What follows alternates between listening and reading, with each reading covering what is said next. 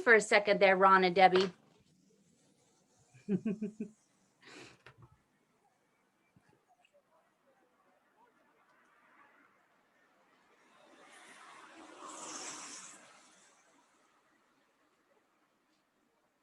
Getting everybody in here real quick.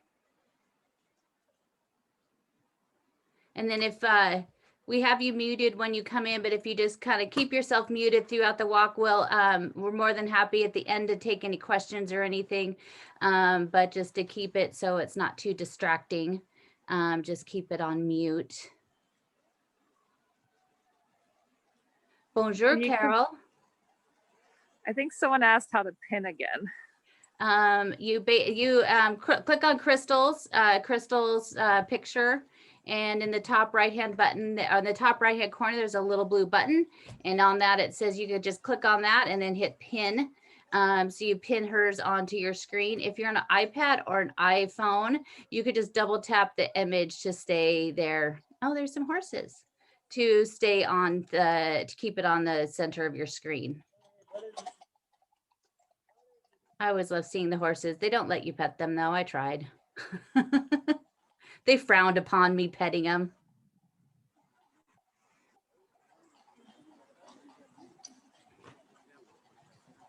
All right, do we have most? I think we have most everybody here. Good morning, everybody again. Today we are on the Ile de la Cité. We're starting over here on this little corner before we head into the island a little bit more to show you this house. This house is a very interesting house. It's at number 5 Rue de Ursin. It isn't exactly what it seems to be. The first time I saw this, I thought, oh, wow, this is so amazing. It's so old. But actually it was built in 1958. So I always think of anything in the, early 1900s, late 1800s in Paris to be brand new, but this is really brand new, 1958. An architect named Fernand Poulin, he decided to build this house here for himself.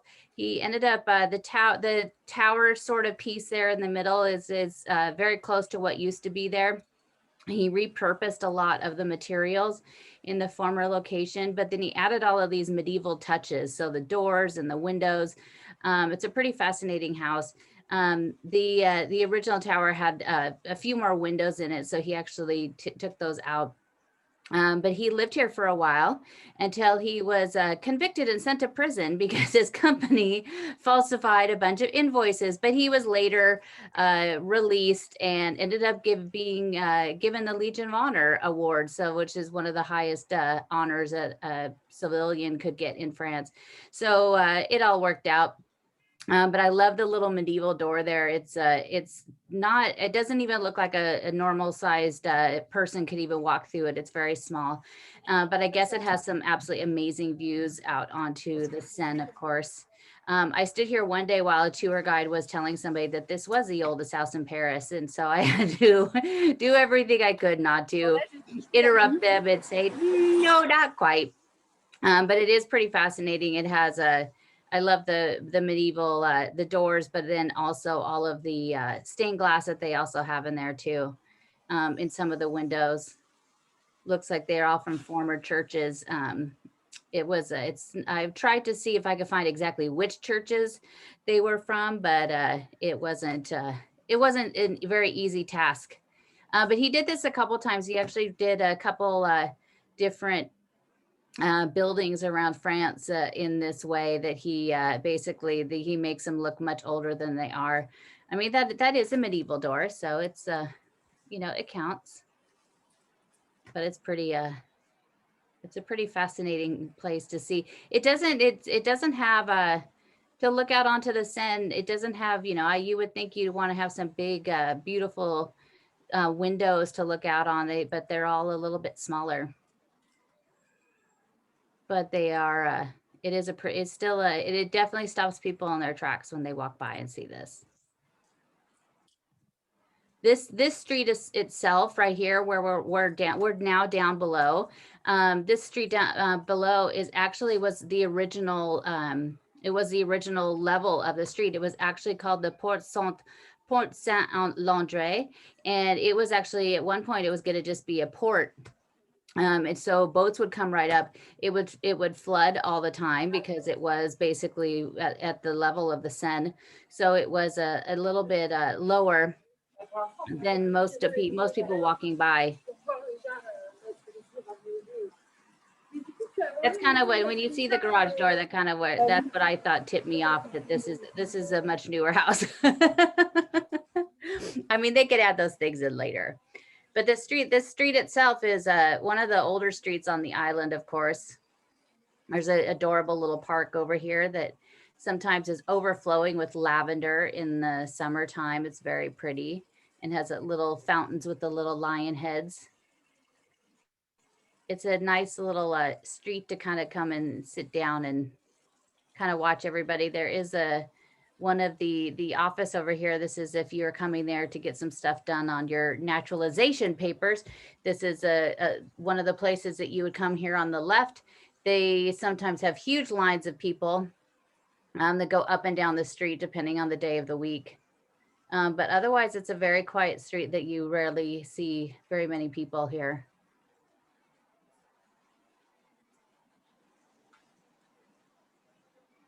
But it's not raining right now, but it looks like it's been raining.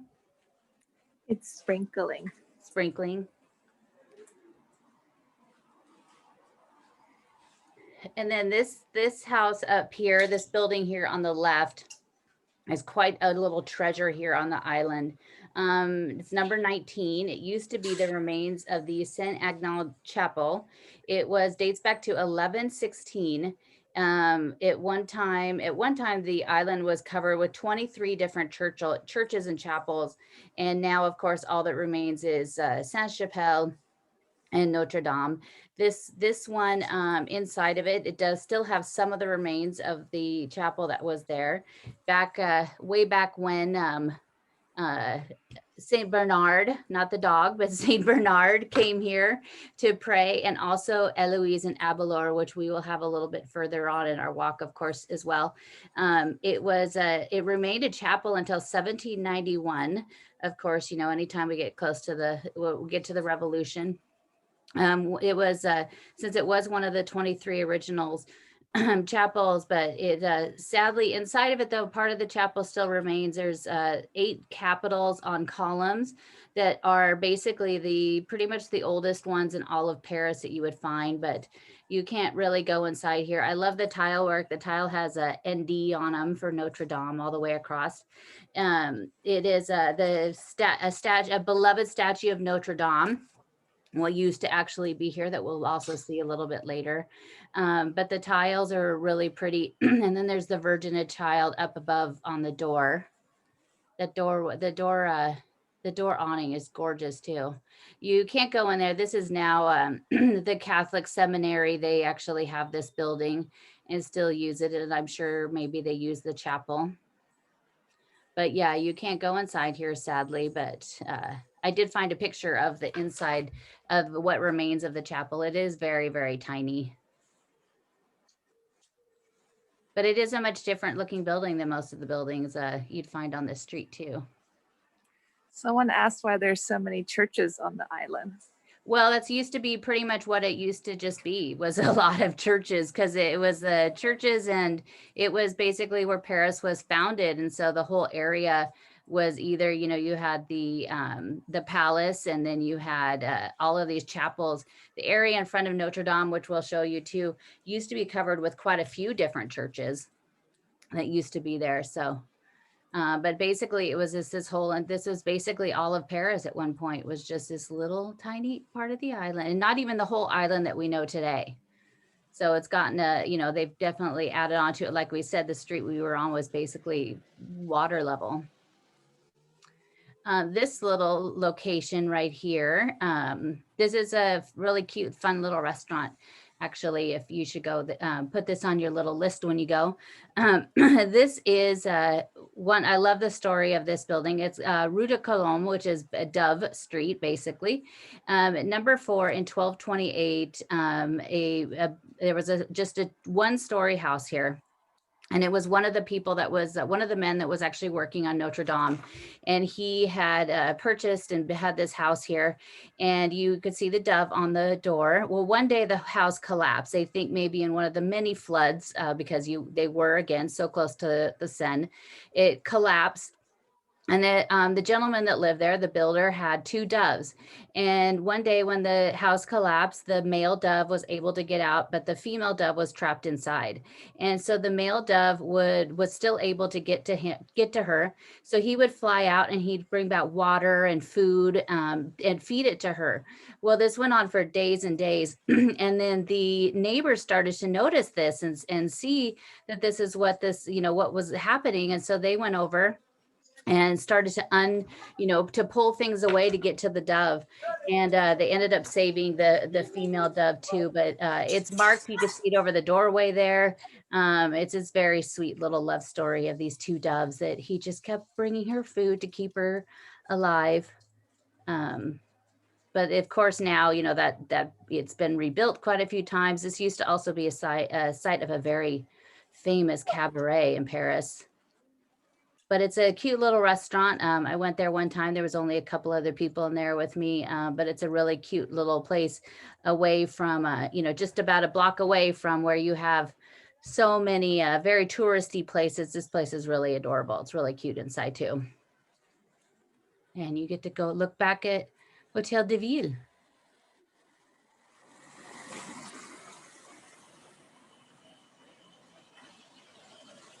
So, as I was saying, how the island used to just be the only part of Paris. At one point, this was also the very first wall of Paris was here. It goes back to the Gallo-Roman times.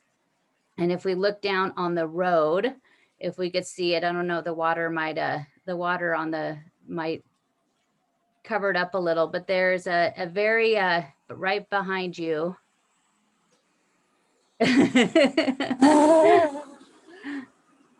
You could tell where it's a very definite line in it's kind of hard. Is it hard to see here today it might be behind you a little bit. Where it looks like 2 lines. Okay, maybe keep going up a little. I think the water kind of, it's down on the street. But when they found it, they discovered it in 1898, and it was actually, they discovered the original path of the Gallo-Roman wall that was destroyed in 276. So we're really going back in time quite a bit. There we are. This right here. So this is the marking where the wall used to be. So you could tell, like, this was basically right ahead of us was the inside of the wall. So the island was even smaller at that time because of the wall blocked out all the rest of it. But it was destroyed in 276, and they found the little markings in 1898. And then this is one of the only markings on the whole entire island that you can still see. I always love it that they leave those things in there. But then most people just walk right past it. I'm sure the lovely young couple probably wasn't like, hey, wait a minute. Maybe they were busy doing other things. Did you know? Let's go chase them down. Let's tell it. I walked right over it too. I'm like, yeah. Where's the wall? I think anywhere else I would probably do the same, but in Paris, you always, those are the things that you definitely notice.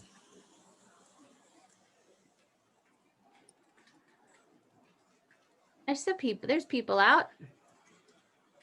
There's another protest today. Oh. Our tour is always on protest day. Oh, yes. It's a lot of screaming at Hotel de Ville. Oh, yes, I could hear it. So this is the Rue Chanoinesse, and it is this cute little street. It has one of the most Instagrammed restaurants that you would ever see when you look at Paris. But what's really cool is behind that red door is if you're able, one day I was actually walked by and somebody had just come out and I snuck in and got some pictures of this little find you could get in there. But when they built this building, they actually ended up using tombstones to actually pave the entryway, the walkway into there. So when you look down, they were from tombstones that had originally been, so you had all these churches on the island, which also came with usually a lot of cemeteries, small cemeteries. And so inside there, you just push some numbers. No luck. Nope. That's sometimes that's the Monday through Friday button sometimes. Yeah, sometimes you push that and it works. It works. But they actually used some of these stones from the tombstones. They used them to pave the walkway. So you see these really gorgeous Gothic letters. It's not, don't take your imagination to the worst case, scenario of what those. It's not, it doesn't say, Uncle George, rest in peace. It doesn't say things like that. It's very, but they do have the Gothic letters on it. It's really cool. So, but that's also the entrance you could get into the chapel that way of the building we saw behind us on the path street. You could get in there and see the chapel through that way as well.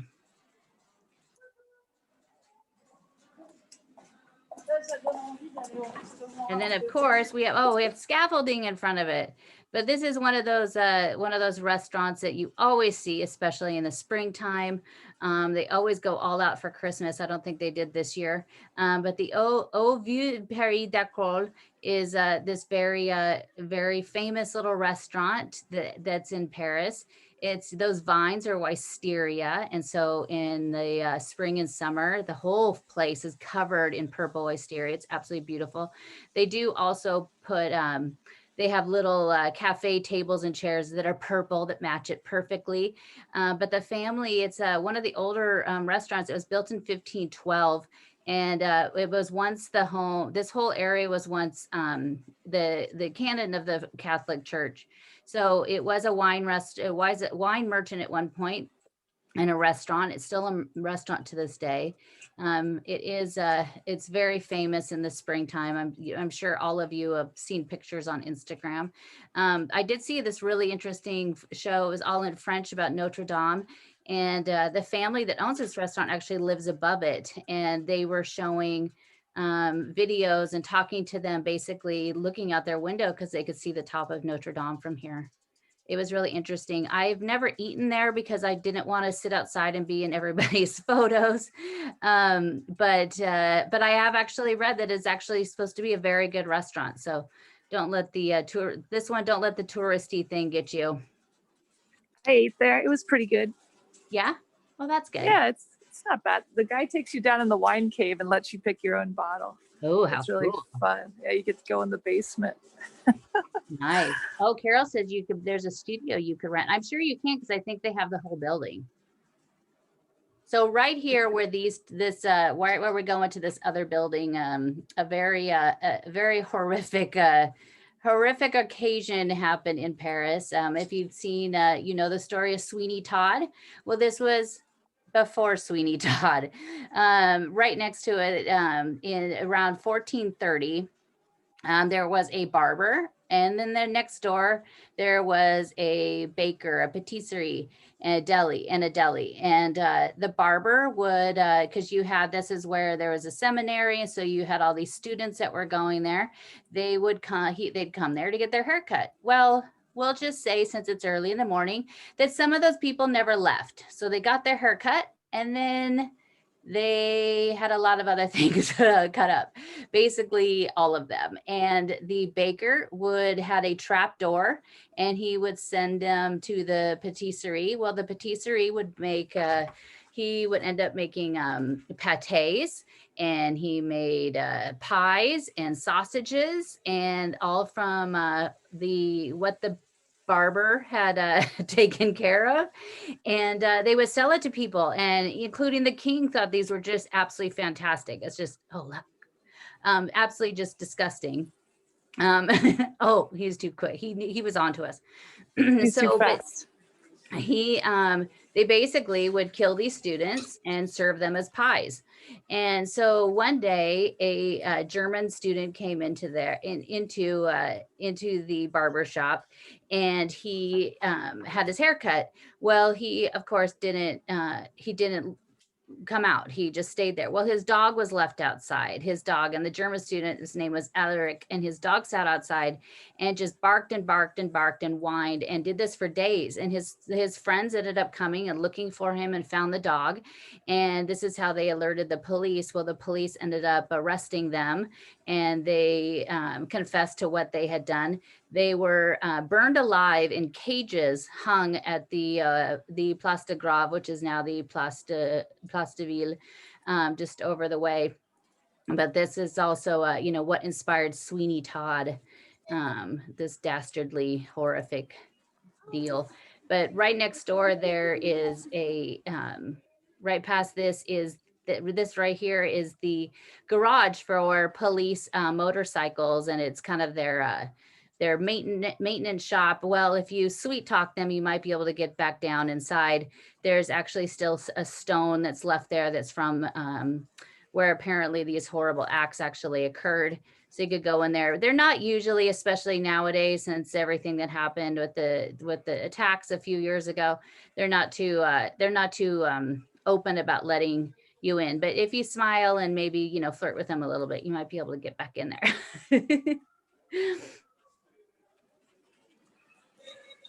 But this stretches, it's also this building, they have the other side of the street as well.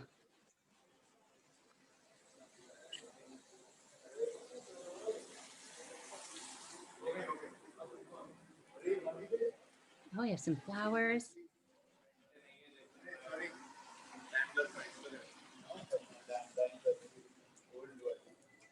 But this street, when we're coming up here on the right, if we look to the right, we'll have a little view of Notre Dame from this side, which we'll walk around all the parts that we can. So it's basically the north side and the facade. We'll do all that here in a few minutes. This is another one of the house there on the left is another gorgeous house that was partially, that facade is still pretty old, but the inside of it, they had done a lot of work on the inside of it. The Hotel de Grand Champ still kept all of it. That has a gorgeous door on it and the beautiful windows and ironwork.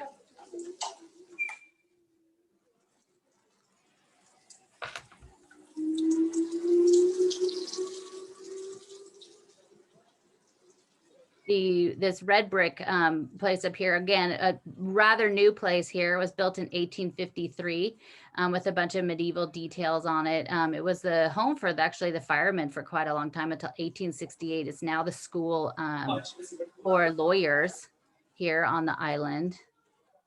And then as we turn around to kind of go back, the house right next to it, this is where this is a house where Canon Fulbert actually lived. It's not the same building at all. It's been redone, but this is where he lived with his niece Eloise. And as we walk back down that little street towards the water, we'll walk alongside it and we'll be able to see a better view from the front. Of course, it's not the same building because it was quite some time ago.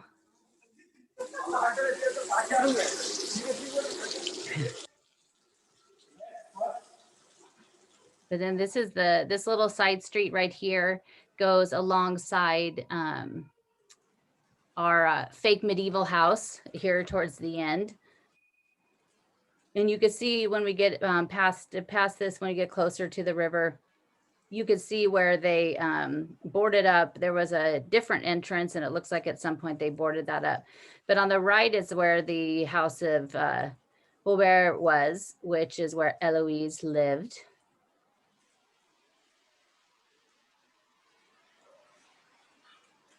All the windows are all closed up. So sad. Wonder how old those bricks are.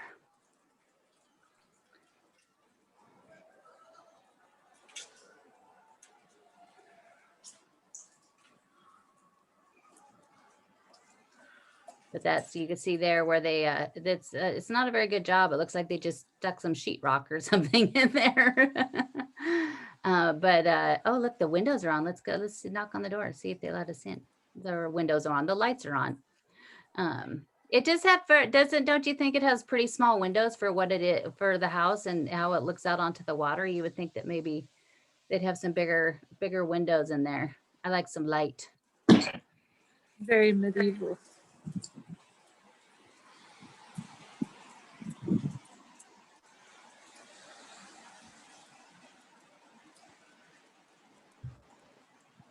And then we're going to walk back up here. We're going to walk up here. We're going to go, now we're going to be near the Seine and the Quai aux Fleurs. This little stretch here. It's very foggy today too.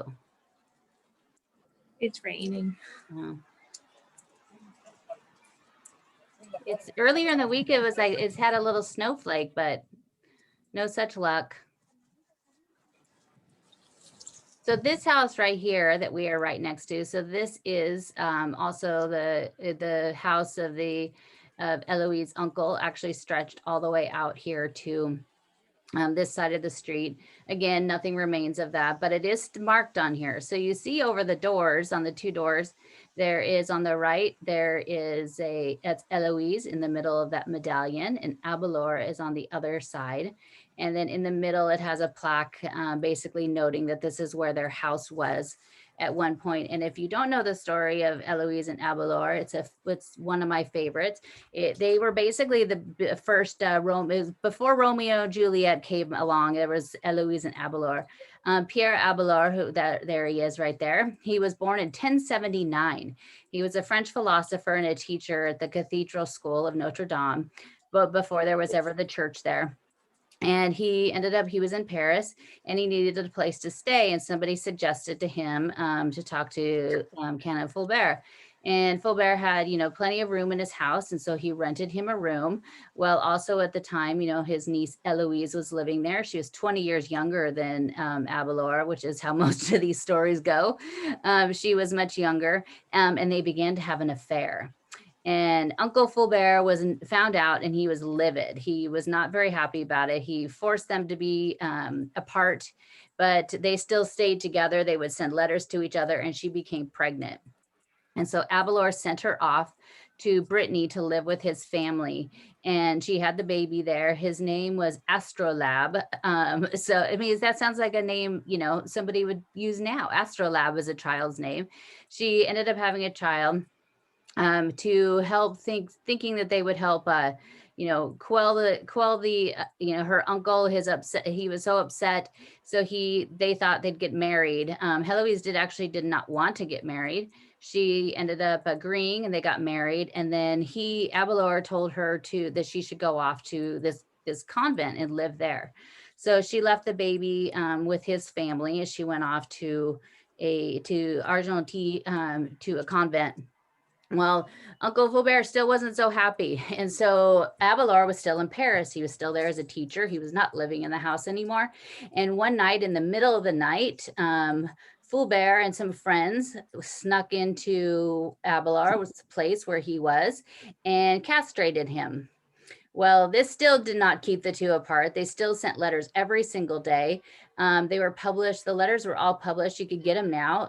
I have a book of all of the letters. They're absolutely fantastic. They were published in 1600. But Abelard ended up dying on April 21st, 1142. And Eloise lived on for 22 more years. When she died, she was actually placed in his casket with him. And they were buried at the Oratoire de Parcelet, which was Abelard actually founded. And eventually they ended up moving their coffin to Paris. Well, after the letters were published in 1600, they became quite the sensation back then, since 1600 all over France.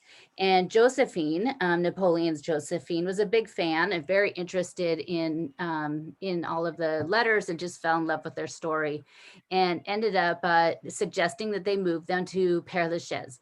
And Père Lachaise at the time had just opened. and it didn't have, nobody wanted to go because it was so far outside of the city of Paris. So nobody wanted to go there. So they ended up moving Jean de La Fontaine and Molière out there. And then they made this beautiful tomb for Eloise and Abelard, which is, you can still see today.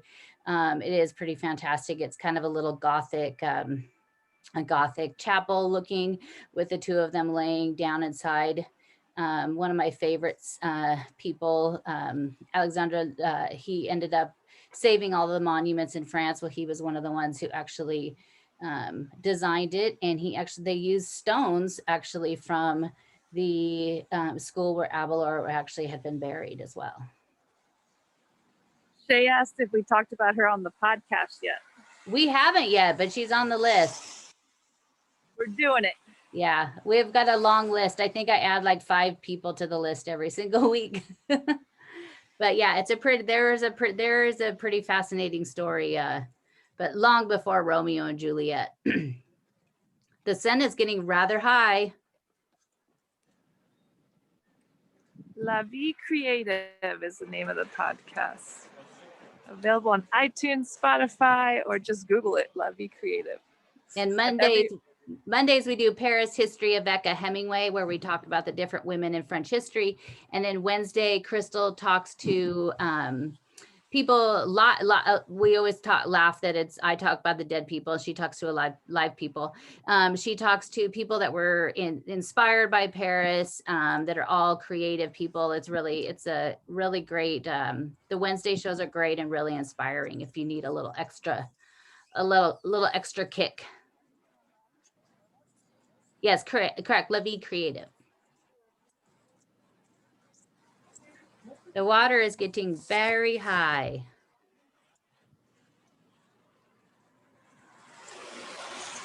Yeah, tomorrow's episode is going to be about George Sand. So that's going to be that's a really fun one. It was quite the interesting life. Also on this street, the former president, René Coty, actually lived here from 1936 to 1954. When he became president, he moved out, of course. He lived on this street. Pretty much this street is covered with different plaques of, there's some women that lived here that fought in the resistance, that were writers. Other authors. This building here on the corner is the one that I sit and look at many a times when you sit at the end of Ile Saint Louis and look up and think, that's a building I want to live in. Those gorgeous railings.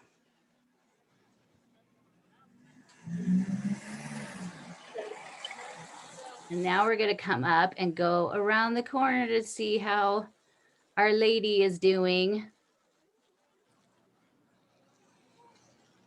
She's a little banged up these days, but she's still going. She's still keeping on. This whole area is now, that park in the back was a great park to go sit in. It was also a great park to watch all the girls with the fake clipboards and pickpocketers. They always gathered back there.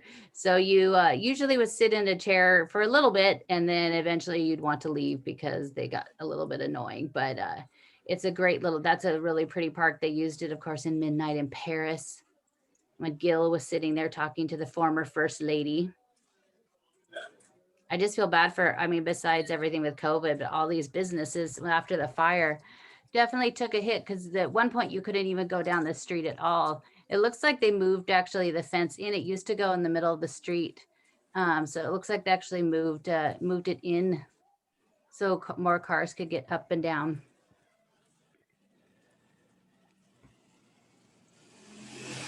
You could kind of see from this side a lot of the work that's been done. So they finally, the scaffolding that had been placed in the center before the fire ever happened, that had gone around the transept and up to the spire, because they were going to start to do work on there, which is probably also the site of where the fire started.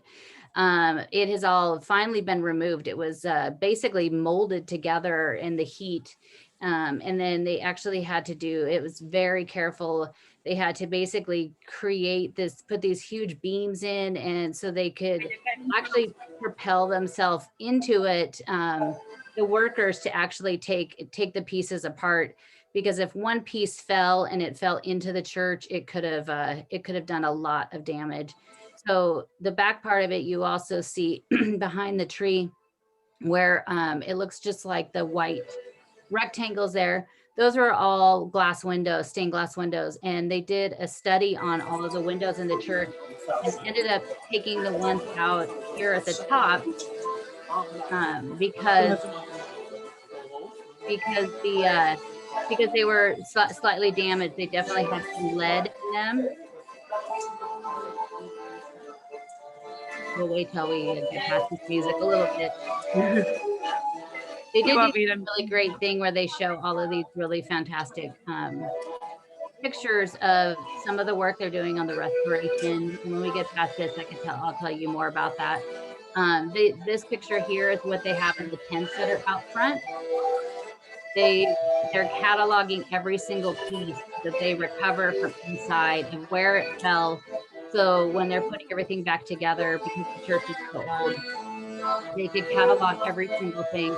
The workmen that are working on this are did we just mute them? The workmen that are working on this it's absolutely amazing. There was a show that was all in French that showed all of the different workmen all over France, and they, this is the whole idea of this is horrific, but thank God this happened in France, where they still value all of these techniques and all of these workers that have these specialties into stone carving and stained glass windows and everything that they're doing. I think if this was in America, they would have probably just taken the whole thing down. I don't think we don't seem to have the same affinity to keep these things going. But you could see there up at the window, as I was saying earlier, they were doing tests, and those windows actually had a lot of the lead dust and damage on it. So they took all of those windows out in the upper choir. They did tests on all of the other windows, and because a lot of the windows, they're so old and they haven't been cleaned, there was such a thick layer of dust on the windows, it actually protected them, and it protected it from being damaged by the lead and everything else that was in it. So actually how old the church was and how those high windows hadn't been cleaned worked out to our advantage. You could also see under the flying buttresses, they tried to figure out how up above how to save those, because if a flying buttress came down, basically the whole church could come down, because it's distributing the weight and holding things up.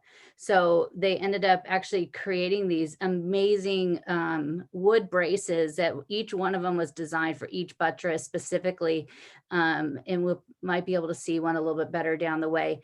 But they're absolutely amazing that they just basically put these huge braces underneath there to hold them up. So now if a wall went down or something happened, the buttresses would be able to still stand. I was hoping we'd be able to see can you put the camera up high, like kind of over the wall from the back? No, I was hoping we could see the two doors. There's two doors on this side. Down below here at the last one, it's the Portail Rouge. It's a small door. It was a gift from Louis IX. And it's a small door. It's the tympanum, which is above the door, has Christ and Mary in it. But it used to be the door that they would basically use to go in and out. They still have, the clergy, a lot of them still actually live right outside on this street. Sadly, it's not open to the public, Notre Dame. It'll probably be a few years, but the plan is to get it stable enough to get the roof fixed enough so that by 2024, they could open it to the public, so we could at least go inside of it, which would be fantastic. But you could see those red beams is actually what they put. This was a scaffolding that was above the church that had melted. You could see like that was all straight. Now it's like just a spider web of just mess. So they put these huge red beams in and all the way across it to help support it, and that would actually help support the men. You could see them with their little tethers on there. They actually dropped into there, and they would carefully take each of these pieces apart. Do we know what caused the fire, Claudine? They don't. I mean, some people say it might have been electrical, but a lot of people think that it was actually somebody put out a cigarette, even though you weren't allowed to smoke on the work site. Somebody thinks maybe a cigarette went out because it did start up there in the roof, that maybe it just smoldered for a little bit. It'll be one of those things we'll know in quite a few years. So sadly, we can't see the rose window here. This is now covered with scaffolding to save it. Below it is also another one of the doors. The north rose window is actually the oldest rose window of all of them.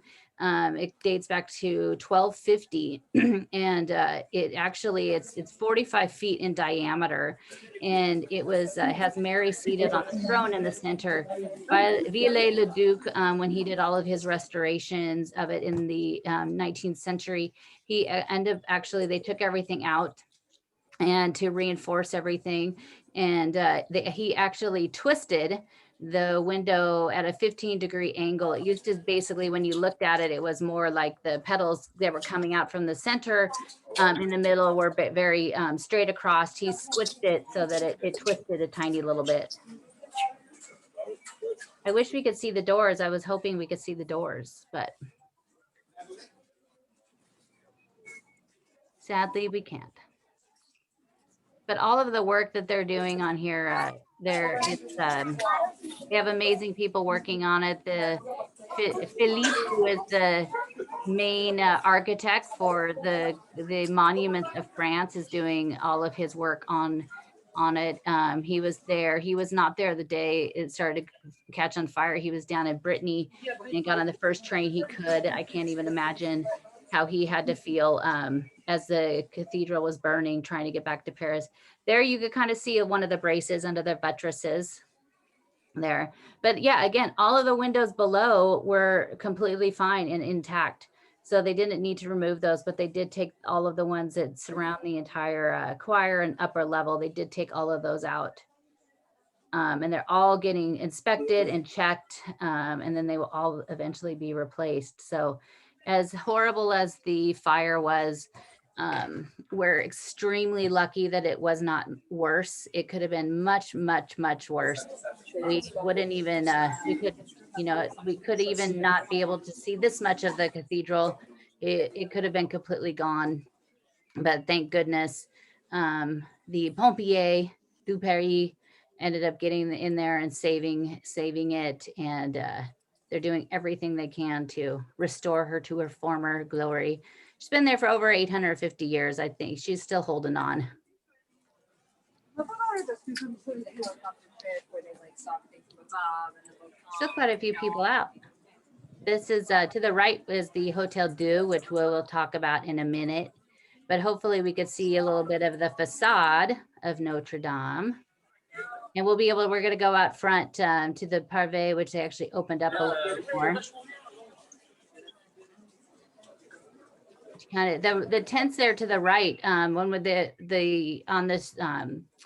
on those big huge pictures that were on the wall, they set up all these tents, and so every single piece that they pull out of Notre Dame, out of the rubble, which last time I heard they were still working on. We're almost 2 years into it, because they will not walk underneath the transept because they are worried if something happens. So they actually have this machine operated robot like thing that goes in there and actually picks up the pieces and brings them all out.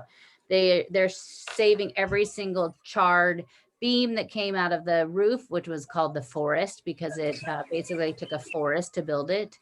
And then they've saved every stone, they saved everything, and then they mark it and say exactly where it came from. These are some of the, luckily with, I don't even know what kind of divine, interception they had.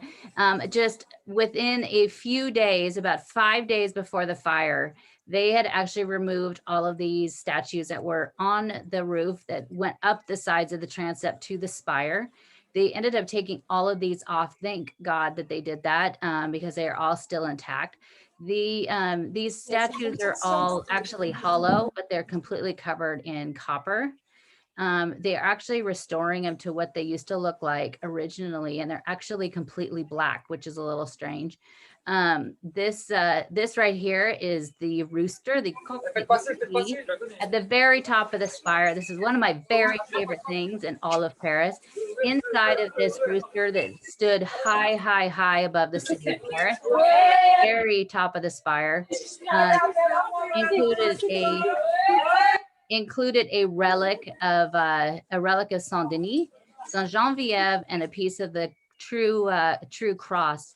So when the spire fell, that's all I could think of. I was devastated, and 2 days later, they ended up finding it down the street, and basically in some rubble down the street, and so it was saved.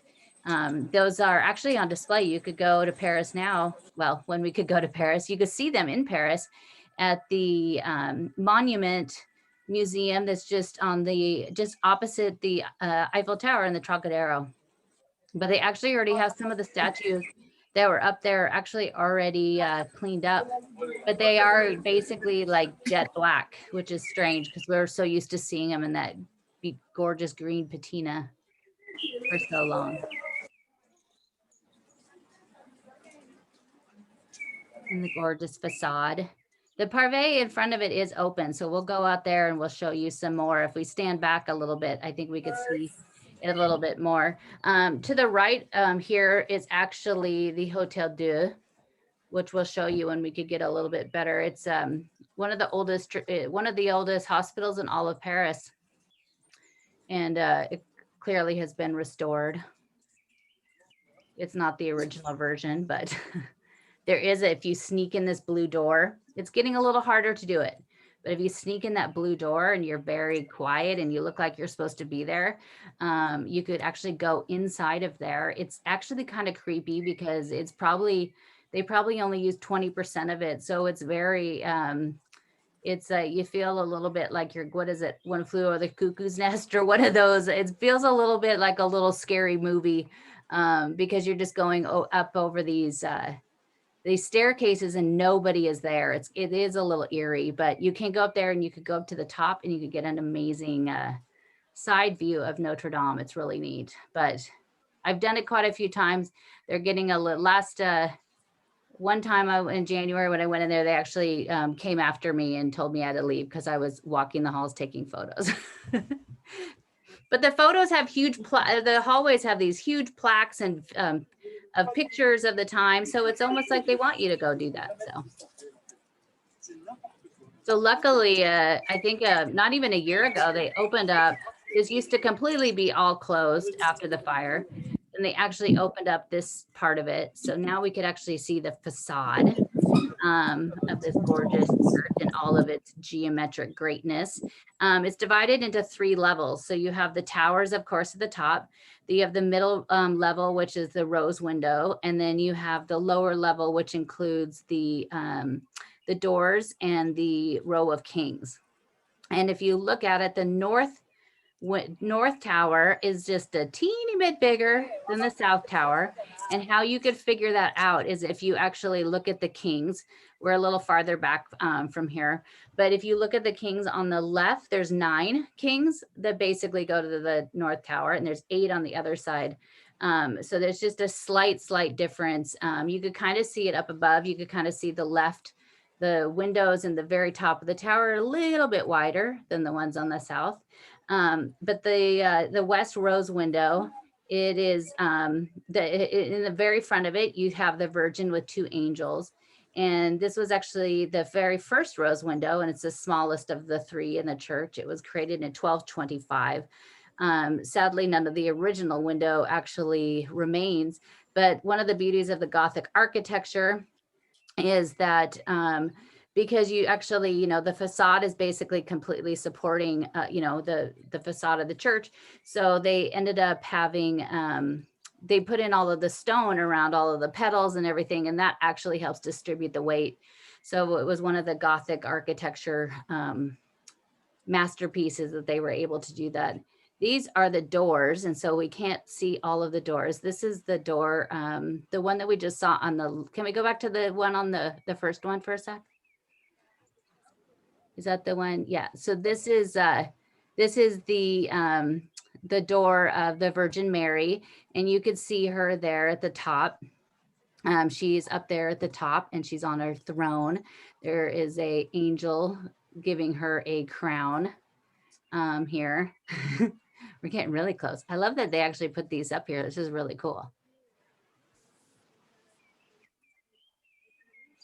But this is, so when you look at the door, basically what they also did back then was these doors were actually, the doors and the sculptures and all of the stained glass were also to tell people the story of the Bible, because a lot of people didn't read. So you basically, I did a class through Yale 2 years ago, an online class, and basically it was how to read this. I posted a picture on my Instagram last night. I have actual printouts of each of the doors that I write all over, telling you exactly who they are, everybody in these pictures. To the left, in this door on the left, the four people on either side of the door are a lot of the saints, patron saints of France and Paris. Of course, there's somebody horrifically marked up Mr. Saint Denis' head that he's holding. Just rude. Or is that a bird? It could be a bird, actually. That is rude. But they're on either side of the door. You have Saint Denis, of course, and you have Saint Geneviève, another favorite, standing there. They also, if you could see, it's really funny. You see, it looks like a lobster there. This door also has engravings of the seasons and also of the zodiac. So that's always, it's really interesting. I mean, the amount of things that they put on each of these doors, it just takes, you could just stand there like I have, there's, Gemini, there's the twins. You could just stand there for a long time going through and just finding all of the things in these doors. There's also some secret things in the doors. The center one, the center door actually has a emblem that's to the alchemist, which is at times so much controversial. Someone asked why he's holding his head. Saint Denis was a martyr. He was the first bishop of Paris, and he came to Paris and was converting people to Christianity. And the churches weren't so happy because he was really popular and people really liked him. So they didn't really like him very much. And so he and his two friends ended up arresting them and throwing them in jail, and then beheaded him. And the story of Saint Denis is that he was beheaded near the base of what we know as Montmartre, which is the Mount of Martyrs. He picked up his head and walked all the way to what we call Saint Denis now, which is where the Basilique Saint Denis is. He walked that entire way carrying his head. So he's very famous for his head carrying feat. On our very first walk, our second walk, I think we walked through a bunch of the places in Montmartre that are tied to Saint Denis, which is really cool. The rest of the church, the center door is the Last Judgment. It has the different, on one side, it has like the good people, and on the right side, it has like the devil. And it's a little reminder as people walk into the church of these are your choices. The door to the right is the Portail Saint-Anne, and it is Saint Anne was the mother of Mary. And so it has a whole story of basically how she couldn't get pregnant. And then she finally was able to get pregnant and she gave birth to Mary. Back there, you could see, can we walk over there? Is that closed off? Can we walk over to we can get somewhat close. To the statue? The white statue? Yeah, we can walk to that. But there's so much more about the door. I think I'm going to do, if people are interested, I might just do one whole lesson on Zoom with photos and stuff. And I could tell you all of the stories if you're interested about all of the things on the facade. There's so many things. We didn't even talk about the kings of France that went across it. That actually, during the Revolutionary, they actually thought that they were the actual kings of France, but they were the kings of Judah. And so they pulled them down and chopped off their head. A stone worker chopped off their head, and they ended up finding it in a man's backyard, because at the time they were just piled up in the center I'll talk about this statue in a second.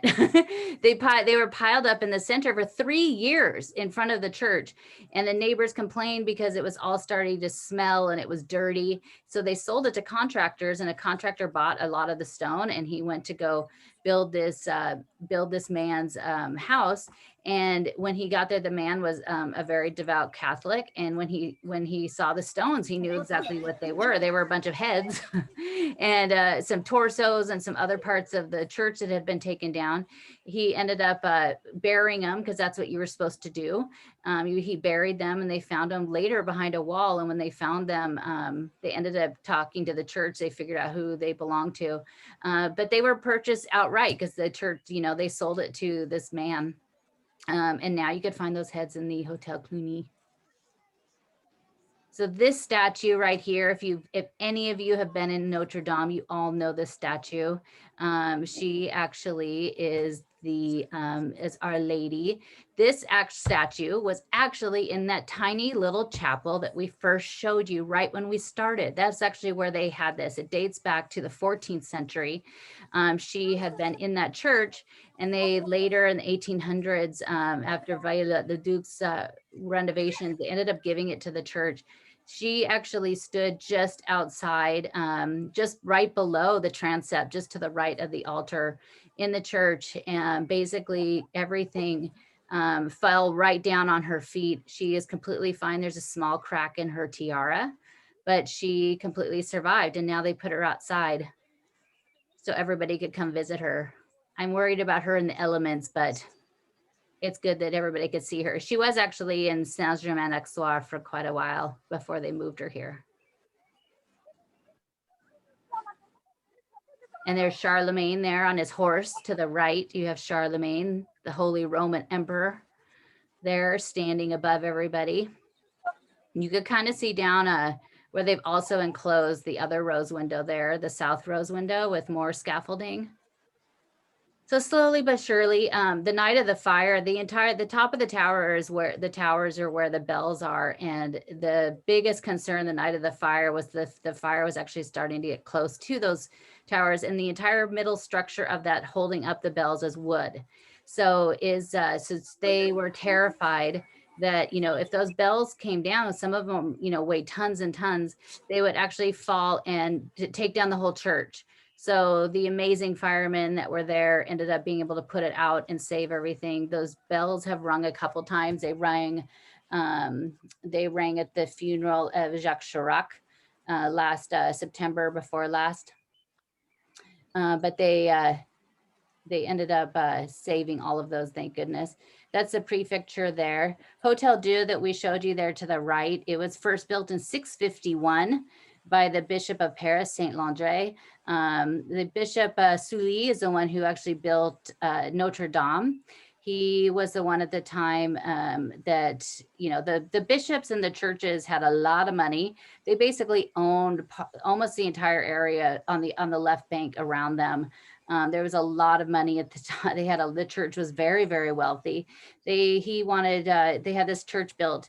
It was reconstructed in 1165 during Sully actually had that done during the building of Notre Dame. The Hotel Dieu actually extended all the way, basically another building was actually right where we're standing, all the way to the edge of the river. And then they also had part of the left bank. But they actually it's supposed to go under another reconstruction. And actually it should have opened last spring, but there was going to be a special exhibition in there held that we're going to keep it open for a few years, that was going to have the treasures from Notre Dame. So all the stuff that came out of the treasury, the different relics and the reliquaries and all of that, the paintings and stuff, a lot of those are going to be shown in the Hotel Dieu. But of course, COVID and our current situation pushed all that off. So hopefully they will have that. The stuff that's in the treasury and inside Notre Dame, and the art and the large paintings called the Lemais are just absolutely stunning and gorgeous. And hopefully those get out so we could all see them soon. But the parvis in front of the church, Is much bigger than it used to be. It used to actually be filled with a bunch of tiny chapels and homes. You could find some really neat, very old sketchings of what it looked like, but they have it marked. How good old Haussmann, when he came through Paris, he redid a lot of this area right here. Of course, not the other side of the island where we were earlier. But they ended up they ended up marking. So if you're out there in the Parvis, you can look down, and every once in a while you'll see a stone that has a name of a street. Well, those were the streets that used to go through there. There's also the Pont Zero, which is out there, which is the biggest thing now. Is I used to always go there. You stand on it, you spin around 3 times, and you make a wish, and then it makes it, it guarantees your return to Paris. Sadly, that's covered up now, but not many people know that, because I usually stand out there and spin around 3 times and people look at me like I'm crazy. So maybe I'm the only one that knows that secret, or maybe I'm getting duped.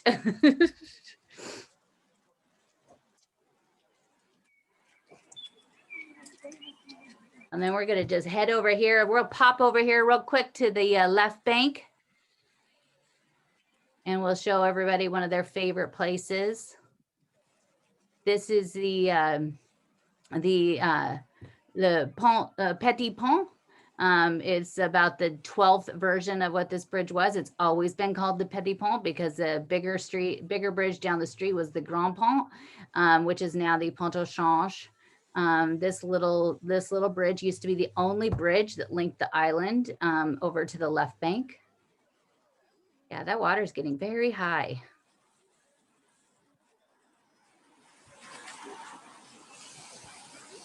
It this bridge used to be made of wood, so it would constantly get destroyed, of course, in all of the floods that would go through Paris over time. But of course, Mr. Sully, the Bishop Sully, of course, was the one who had it rebuilt.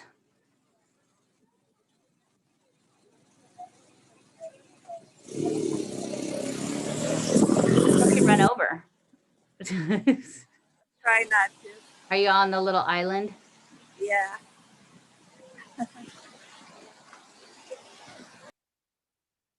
But now, see, again, it's winter time, so we don't have all those leaves, so we could see a little bit more of everything.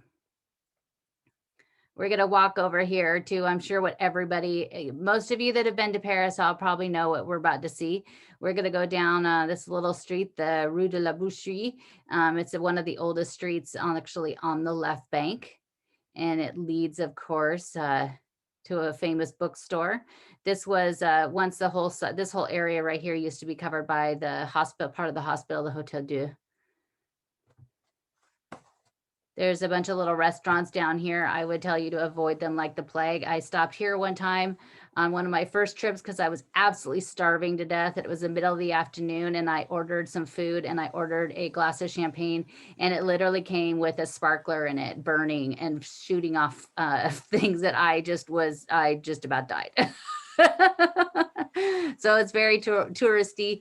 I love this little building right here. This one is just absolutely perfectly and picturesque, of course. Of course, we have the beloved Shakespeare and Company. This version, actually, other than the name, doesn't really have anything to do with our lovely Sylvia Beach that created the beautiful stores that were on the 2 of them in Odeon. He ended up actually opening this one here in 1951, George Whitman, and he actually, it was called Le Mistral. He changed the name once Sylvia Beach died in 1962. He changed it to Shakespeare and Company. It does have, they have what they call the tumbleweed, so you could stay the night in there. There's stipulations, of course, if you stay the night, but it's great to see it open. There's little kitty cats. They were about ready to think that they might lose the business, but thankfully they've a huge outpouring of support across the world jumped in and helped save them. It's funny, they're actually now doing a sort of a subscription, just like Sylvia Beach did, where you pay a certain amount each year and you get books. You obviously get to keep them. They're not just loaned out to you like Sylvia did. But they opened this cafe here not that long ago. Of course, we have our wonderful Wallace Fountain, which I think we've talked about before, with all of the caryatides. Each one of them is different. Each one has, their legs are different, or their eyes are open, or their eyes are closed. And then we're going to go over here to this cute little square. They closed the park on us. Oh, they did? Oh, darn it. Well, maybe we could peek over the fence. So this is the square René Vivien. This is, of course, you are in the shadows of Notre Dame. One of my favorite things in this park is that you could actually see some pieces and remains from the church, from Notre Dame, when Viollet-le-Duc in the 19th century redid it.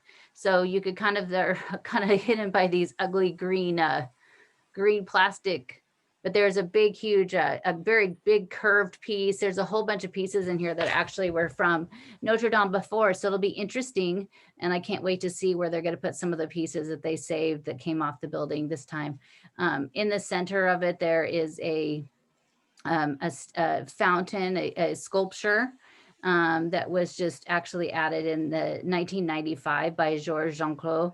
It tells the story of Saint-Julien, which is the church that is right next to this, which we'll show you. But of course, one of the most famous things about this park is the tree that is here. It's the oldest living thing in all of Paris. It dates back to 1601, when Jean Robin, who was a gardener to Henry IV, planted this tree. There it is right there. I know it's kind of not a lot to look at the moment, but he planted this tree in 1601. It's literally the oldest living thing in the entire city of Paris, which says a lot. But it's at one point, actually in World War I, one of the German bombs actually hit it and took off some of its top branches. It's since then, it has some, oh la la. It has some cement braces that have been held up to hold it up there. They say it's supposed to be good luck to touch the bark, but I think that I don't think any of us should try that, because I think that if you did something and ruined a tree that was from 1601, it's probably gonna be pretty bad luck. But you could kind of see some more of the pieces if you look around in there. You could see more of the pieces that used to be on Notre Dame, which is so great that they just saved those. There's also a bunch of the pieces, sadly, we can't see them now, behind the church. There's been a big pile of them. Sometimes things still come off of the church, so they still save all of those. And then we're gonna end up here in this little wonderful little area. We're gonna show you the church. Of course, sadly, it's closed too. But here to the right is this gorgeous door. That's the Hotel de l'Effement. It was built in the 14th century for Isaac Le Leffement. He was a poet, but he was also a prosecutor for the Justice Department, and he was kind of one of Cardinal Richelieu's hitmen, basically. He would basically go out and do his bidding. You can see at the top of the door, you can kind of see it. There's an allegory. She's the allegory of justice, so it all ties together. Sadly, I don't think a lot of this remains. They did keep the door, thankfully, so we could all see that. But it's a really gorgeous door. And then right behind us, we have the church of Saint-Julien-le-Pauvre. She was a saint, of course, but this is the third oldest church in all of Paris, after Saint-Germain-du-Pré and the cute little church at Montmartre. You could kind of see, can we kind of go back there where you see the bird cage? Can we get closer to that? So this actually sits on what used to be an ancient Gallo-Roman road. And it was at this crossroad. It actually was the road that led you down to down all the way through Spain. And so today you see that stone there's to the right of what looks like that big bird cage. That's actually a piece of the road that still remains. It's only really one of the only pieces that still remains, but it's just sitting out here outside this little church. This church originally was built in the 6th century. Vikings destroyed it in 886, and it was rebuilt in 1125. So it was started to be rebuilt at the same time as Notre Dame. they have these little pieces. This isn't part of a former wall, but it is part of the former wall of the church. It has over time become the church. It was a church of the students at the Sorbonne. It's been the church of the chapel of Hotel Dieu. And during the revolution, it turned into a warehouse. Now it is a Greek church. It's very small inside. It's very rarely open. I probably tried to walk into this church 25 times before I actually got into it. They do a lot of quite a few different musical performances you can buy tickets to. It's very small inside. It's very Greek Orthodox. There's lots of gold. You could definitely tell it's Greek as soon as you see the art. But the story of Saint Julian is really interesting. He had gone out hunting one day, and he came across a deer in the woods, and the deer told him, "You're going to kill me now, but you're later going to kill your parents."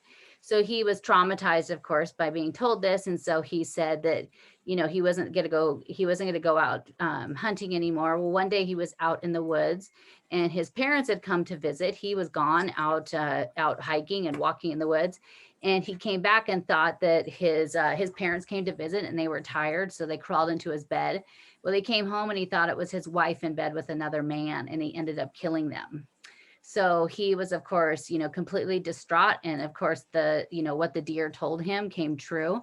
So he basically ran away because he just was so distraught and upset. And he ended up working and shuttling people back and forth on boats, like a little ferry. And one day a leper came on the boat, and he was very nice to him. And the leper said he needed some clothes and he needed a place to sleep. And so Julian ended up giving him his clothes and gave him his bed. And the leper revealed himself as Jesus and basically absolved him of all of his sins. And now he is Saint Julian. And then we'll end up here in the little middle of this, another very famous picture that you see of Paris, of the Odette.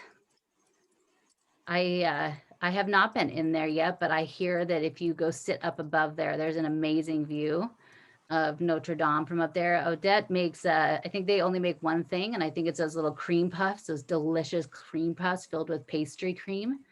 But they have those, they serve those here. And we won't go down there because as usual, I'm running late on time, of course. But down this street, we'll do it another time. There's actually the very first, basically, street sign in all of Paris, and it also has to do with Saint Julien, but it's a ways down the street. So we'll save that for another time. There's just too much to share. I always go over, Krystal. I know. I'm standing in the rain. There was even stuff I skipped right over. Thanks everyone for joining us. We always love doing this, and we're so thankful for you.